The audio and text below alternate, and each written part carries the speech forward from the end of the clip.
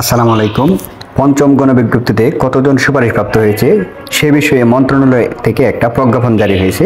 সেই প্রজ্ঞাপনটাই আপনাদেরকে পড়ে শোনাচ্ছি।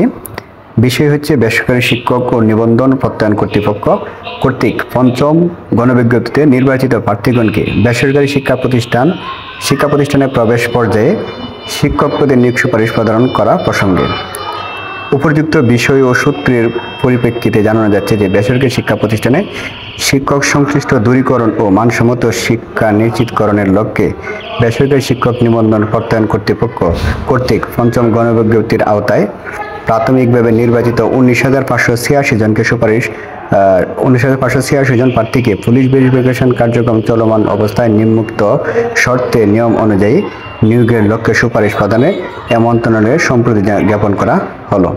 তাহলে আমরা বুঝতে পারছি যে 19,586 জন প্রার্থীকে সুপারিশ করা হবে পঞ্চম গণবিজ্ঞপ্তিতে।